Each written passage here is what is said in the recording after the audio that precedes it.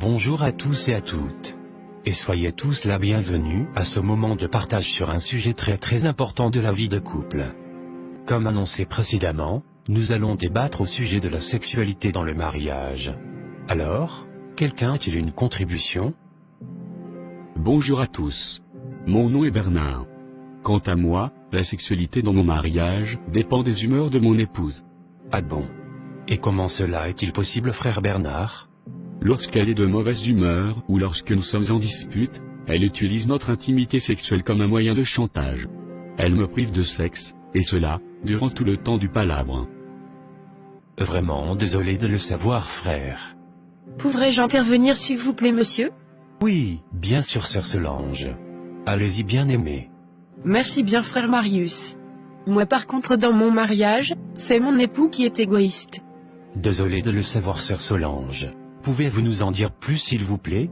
Il n'y a pas de moment d'affection dans notre intimité, durant nos moments intimes, il n'y a même pas de préliminaires, avant toute chose. Et comment fait-on les préliminaires, sœur Solange? Non, pas besoin de ces détails, frère Bernard, n'est-ce pas? Vraiment désolé de cette interruption, sœur. Veuillez bien poursuivre, s'il vous plaît, bien-aimé, nous vous écoutons. Alors comme je disais, mon mari est très égoïste durant nos rapports intimes, il ne pense qu'à son seul plaisir sexuel. Et dès que monsieur est satisfait, il se met à ronfler comme si notre vie sexuelle tournait autour de lui seul. Je comprends. Mais avez-vous pris la peine de discuter de vos frustrations sexuelles avec vos partenaires? Discuter avec qui? Désolé frère Marius, dans mon cas c'est presque impossible. Impossible? Et pourquoi cela, frère Vincent? En discuter on voit souvent plus de problèmes que de solutions, car madame est très impolie. De 1, ma femme n'accepte que je la touche, que lorsqu'elle en a envie. Mes désirs sexuels ne comptent pas pour elle. De 2, lorsque je lui propose gentiment d'essayer certaines pratiques sexuelles, pourtant nobles, durant nos rapports, elle s'énerve, me disant qu'elle n'est pas ma prostituée, ou que c'est moi qui suis un gros pervers. Et? Conséquence. Je suis obligé de me réfugier dans la masturbation, dans la pornographie. Et encore plus grave, je me cache pour aller visiter les maisons des prostituées. Afin de réaliser les plaisirs sexuels, que ma propre femme refuse de me procurer. J'apprécie vraiment ton courage et ta sincérité, frère Vincent. Merci de t'ouvrir à nous. Je pense sincèrement, Vincent, que ton épouse réagit de la sorte sûrement par méconnaissance des Saintes Écritures. Car nul n'a le droit de priver son époux ou son épouse de sexe, sauf d'un commun accord, afin de vaquer à la prière. Et là encore les Saintes Écritures précisent bien, sauf d'un commun accord. Ce qui revient à dire que même si l'un n'est pas sexuellement prêt pour la pause sexuelle, l'autre doit faire des compromissions afin de satisfaire son mari ou sa femme sexuellement. Et tout cela dans le seul but d'éviter que le diable, à cause du désir sexuel des uns et des autres, en profite pour tenter l'un ou l'autre afin de leur entraîner dans le péché, et les rendre ainsi esclaves de la débauche sexuelle. Car sachons-le, il est très facile de tomber dans les péchés sexuels, tels que la pornographie, la masturbation et l'adultère, mais de même, il est également très difficile de s'en débarrasser. Vous avez parfaitement raison, pasteur Marius. Je vous en prie, sœur Mélanie. Veuillez bien m'appeler frère Marius. Et non, pasteur Marius. Car selon Matthieu chapitre 23 verset 8, nous sommes tous des frères. Autant pour moi, frère Marius. Je vous en prie, ma sœur, alors vous disiez? J'avoue que je vis la situation spirituelle que vous décriviez tout à l'heure. Mon époux est tout en voyage. Et même quand il est de retour, il me prive de sexe prétextant d'être toujours fatigué. Voyage d'affaires? Ou temps de loisirs avec ses nombreuses maîtresses? Je ne sais que croire. Cependant, à cause de la négligence sexuelle de mon mari, je suis malheureusement devenue dépendante de la masturbation. De sorte que je couche sans le vouloir avec des esprits inconnus qui ont des rapports intimes avec moi dans mon sommeil, et les sensations étaient comme si cela était réel.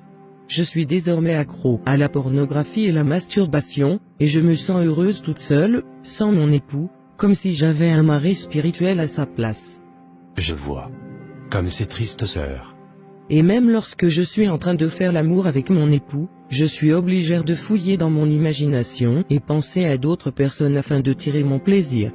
car monsieur à cause de sa négligence sexuelle, m'a habituée à me débrouiller toute seule, et j'ai besoin de délivrance car je suis convaincue qu'il y a des démons, c'est-à-dire des esprits impurs en activité dans ma vie de couple. Je suis sincèrement désolé de l'apprendre, sœur Mélanie. Et je suis d'accord avec vous qu'une délivrance s'impose. Et je profiterai de la prochaine réunion, afin de vous enseigner avec bien sûr l'aide de l'Esprit Saint. Comment être définitivement libre, de l'impudicité, de la débauche sexuelle, comme la masturbation, la pornographie, etc. etc. Mais avant cela, j'aimerais conseiller à vous ici présents. Cela n'est nullement biblique de priver son mari ou sa femme de son propre corps, à plus forte raison, du sexe, et cela peu importe les motifs.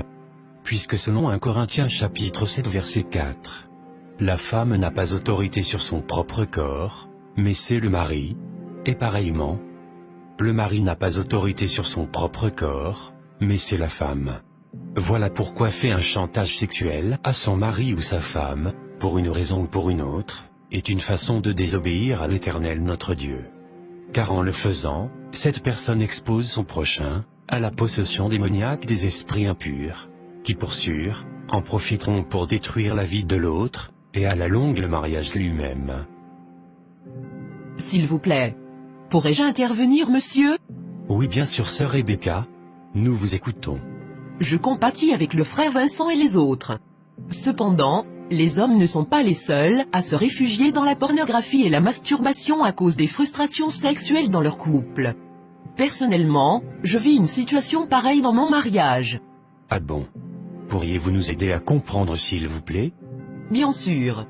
Quand on parle de sexe, mon chéri me répond toujours. La Bible dit ceci, Dieu dit cela. Il se joue les seins et me prend pour la vulgaire, alors qu'il est le premier à regarder les fesses des filles dehors, lorsque nous faisons des balades. Comme c'est triste sœur Rebecca. Ce n'est pas tout, frère. D'accord. Vous avez la parole. Je suis même prudente de lui suggérer certaines idées afin d'éviter la routine dans nos rapports intimes. De peur qu'il me traite de pute. Waouh! Jusqu'à ce point? Cela ne devrait pas être ainsi.